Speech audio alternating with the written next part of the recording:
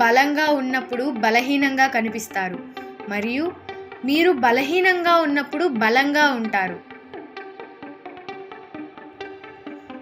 ముందుగా మీరు శత్రువు గురించి తెలుసుకొని మిమ్మల్ని మీరు తెలుసుకుంటే మీరు 100 యుద్ధాలకు కూడా భయపడాల్సిన అవసరం లేదు. మీ ఆలోచనలు చీకటిలాగా, రాత్రిలా శూన్యంగా ఉండనివ్వండి. కానీ మీరు వాటిని అమలు చేసినప్పుడు మాత్రం పిడుగులా పడండి. 100 దారులు ఉంటాయి, కానీ గమ్యాన్ని చేర్చేది మాత్రం ఒక్కటే దారి. ఆ ఒక్క దారిని మీరు గుర్తిస్తే మిమ్మల్ని ఎవరూ వెనక్కి లాగలేరు.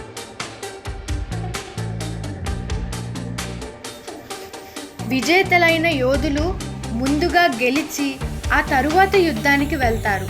ఓడిపోయిన యోధులు ముందుగా యుద్ధానికి వెళ్ళి ఆ తరువాత గెలవాలని కోరుకుంటారు.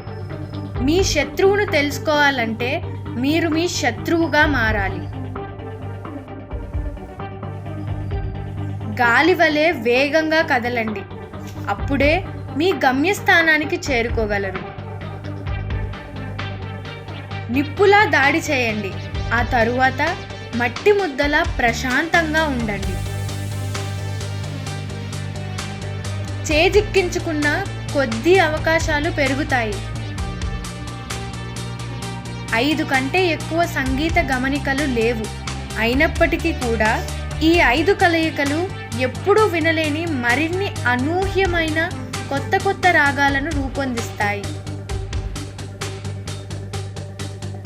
శత్రువుని గుర్తించినప్పుడు నువ్వే వారికన్నా ముందు దాడి చేయి.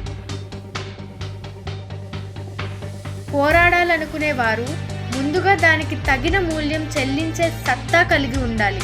అది గెలుపైనా లేదా ఓటమైనా కూడా. 100 యుద్ధాల్లో 100 విజయాలు సాధించడం అనేది గొప్పతనం కాదు.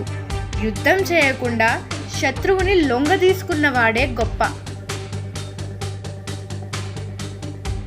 మీ ప్రత్యర్థి వెనక్కి వెళ్లేందుకు బంగారు వంతెనను నిర్మించండి.